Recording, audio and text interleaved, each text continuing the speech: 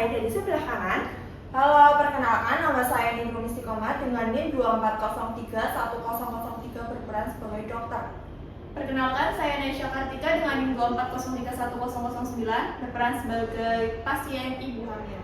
Saya Safira Bianca Mawadah dengan NIM 24031014 sebagai narator.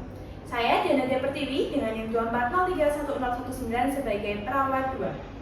Saya Muhammad Sifati Samudra dengan NIM 24031029 sebagai suami.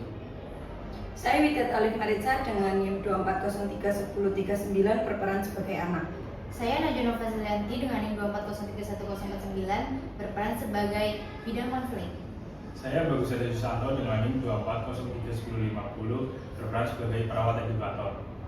Selamat menyaksikan. Di ruang edukasi, perawat Dea masuk ke dalam ruangan untuk mengukur tanda-tanda vital Ibu Siti. Permisi, Pak, Bu, De. Selamat pagi, Ibu, Bapak. Perkenalkan saya perawat Dea. Saya dinas pukul 7 sampai pukul 2 siang, Di. Tujuan saya ke sini untuk mengecek tanda-tanda vital Ibu. Nanti saya akan mengecek tekanan darah, suhu, dan nadi Ibu. Apakah Ibu bersedia? Waktunya kurang lebih 7 sampai 10 menit Ibu. Langsung saja Di. Langsung saja Ibu.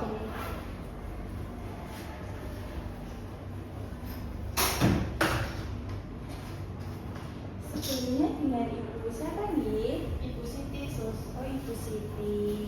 Ini suaminya? Iya.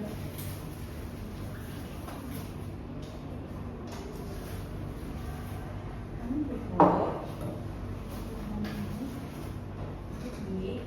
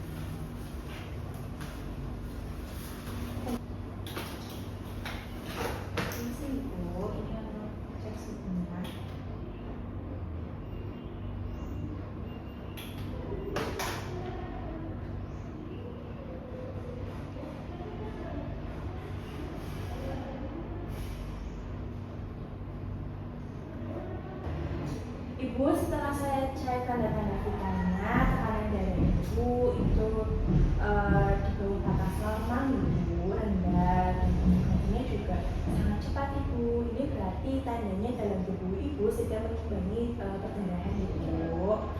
Berarti ini kondisi serius ya Bu? Betul sekali Pak, ini kondisi serius. Ibu apa ada keluhan? Iya, Sus. Kepalanya saya agak pusing, terus nyeri. Oke, baik-baik. Nanti saya akan sampaikan ke dokter Ibu. Ini untuk pemeriksaan darahnya sudah selesai. Apa Ibu ada pertanyaan? Tidak ada. Bapak ada pertanyaan Bapak? Tidak ada. Nanti akan ada dokter visit Ibu. Mohon ditunggu nih. Terima kasih Ibu. Saya permisi.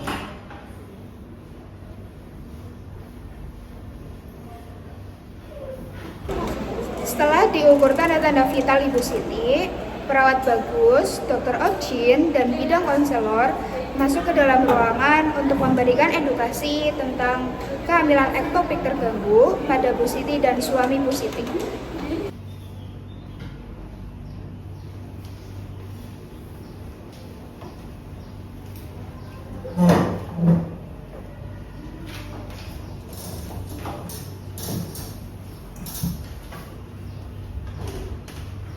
Selamat pagi Ibu Bapak, perkenalkan saya perawat bagus.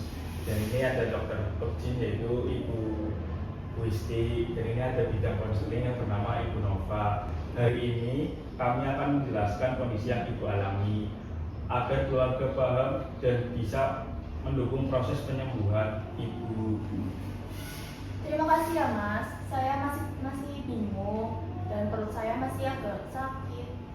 Kami ingin tahu dengan jelas apa yang terjadi. Ayah, kenapa ibu sakit? Bapak, Ibu Siti mengalami kehamilan ektopik Ibu.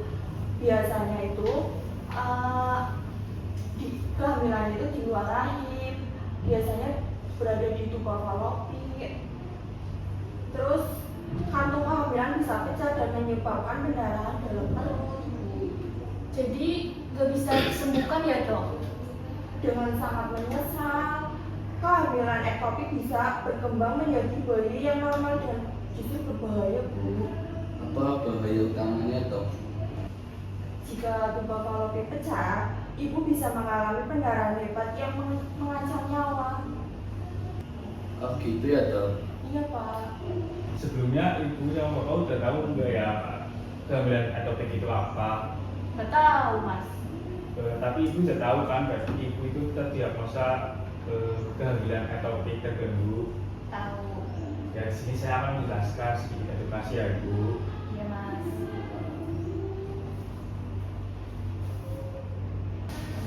Baik Ibu, ini namanya lembar balik ya Ibu. Apakah jelas tulisannya Ibu? Jelas Mas. Bisa dimulai ya Ibu Bapak.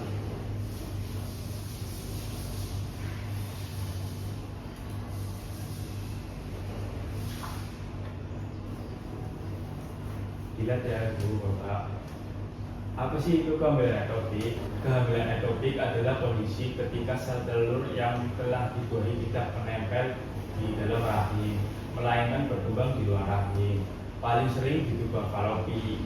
Kondisi ini berbahaya karena tuba falopi tidak dapat menampung janin yang sedang tumbuh. Bila tidak segera diatasi, tuba dapat pecah dan menyebabkan pendarahan hebat di dalam perut yang dapat mengancam nyawa ibu. Kehamilan ini seringkali tanpa disadari oleh ibu hamil.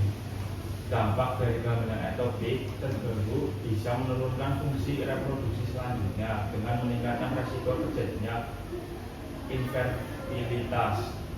Terjadi sekitar usia kehamilan 6-10 minggu. Infertilitas adalah ketidaknyamanan pasangan untuk hamil setelah berhubungan seksual secara teratur tanpa alat kontrasepsi selama 1 tahun atau lebih. Apa sih penyebabnya? Ini ada beberapa faktor yang dihubungkan dengan kehamilan ektopik, diantaranya faktor uterus, tumor rahim yang menyebabkan menekan tuba uterus hipoplastik. Tumor menekan tuba atau rahim kecil hipoplastik menghambat kehamilan. Faktor tuba infeksi, penyempitan, kelainan bentuk, kerusakan silia, bekas operasi, endometriosis, atau tumor yang menekan tuba tersumbat, rusak atau berlekuk akibat infeksi, operasi, endometriosis atau tumor. Faktor ovum, migrasi eksternal dari ovum atau gangguan perjalanan ovum menuju rahim. Pergerakan dan perkembangan ovum tidak normal sehingga gagal dibuahi atau berimplantasi.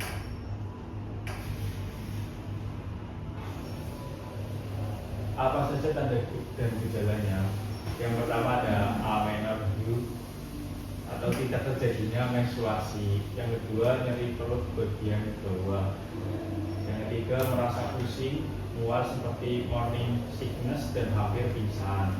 Yang Keempat, hormon human chorionic gonadotropin atau HCG rendah. Kelima, pendarahan pervaginal berwarna coklat 2. Yang keenam, pada pemeriksaan pervagina terdapat nyeri goyang bila serviks digoyangkan.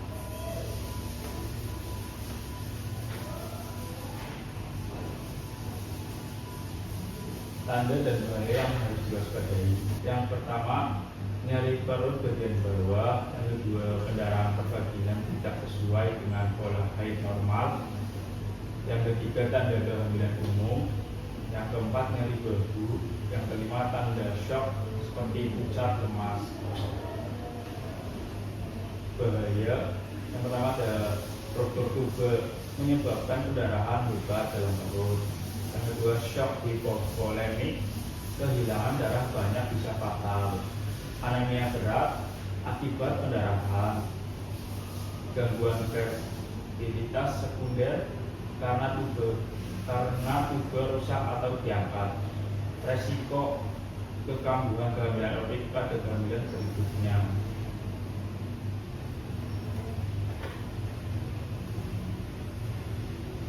Bahaya komplikasi.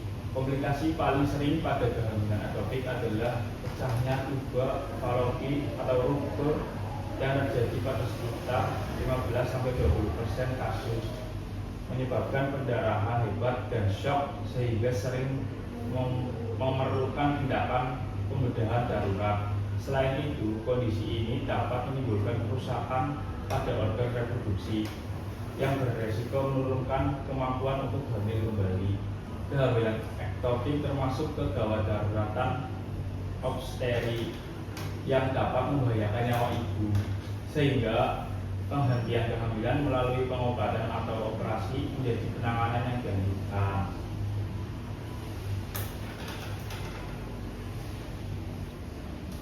Di sini ada bagaimana cara penanganannya.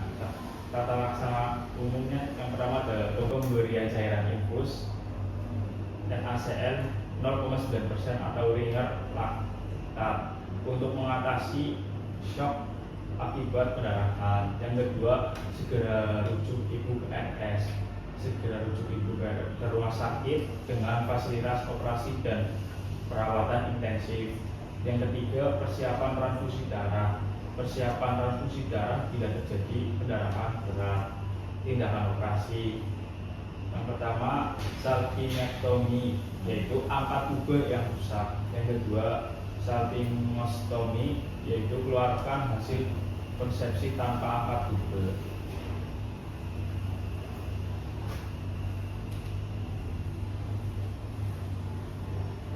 Yang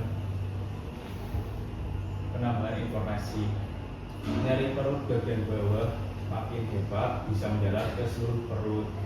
Tekanan darah turun, nadi meningkat akibat pendarahan. Kafum Douglas menonjol, tanda darah di rongga perut. Ruptur tube bisa terjadi spontan atau karena pemeriksaan. Operasi laparotomi salpingectomy bila pendarahan hebat.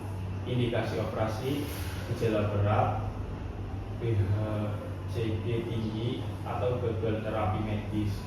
Laparotomi dipilih bila pasien tidak stabil atau pendarahan luas.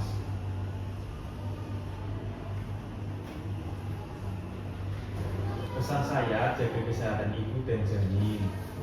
Makan makanan bergizi, istirahat yang cukup, dan periksa kehamilan ke tenaga medis.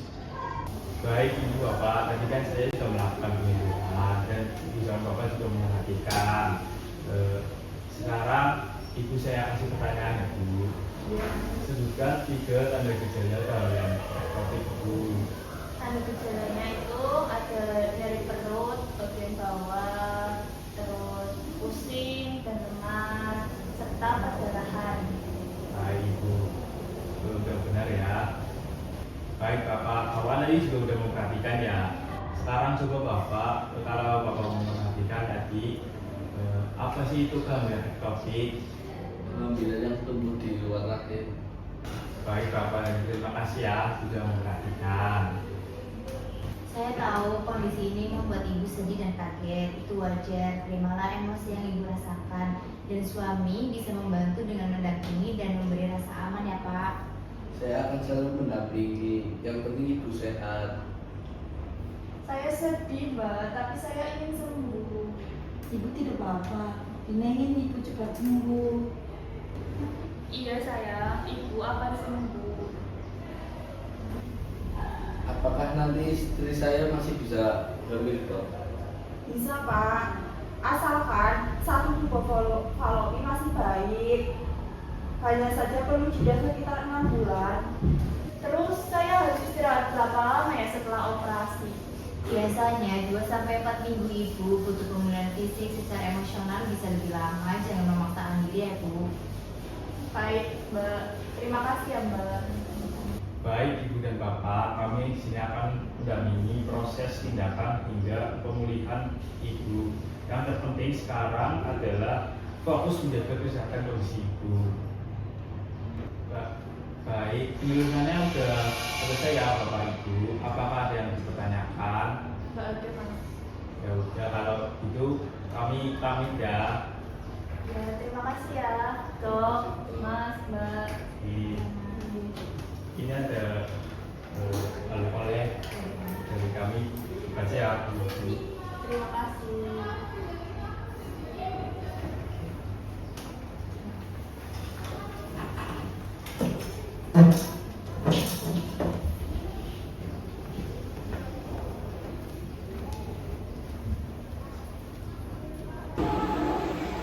Penyuluhan selesai, Siti dan keluarga kini memahami kondisi serta rencana perawatan kehamilan ektopik terganggu. Dukungan keluarga menjadi kekuatan utama bagi Siti untuk melakukan proses ini.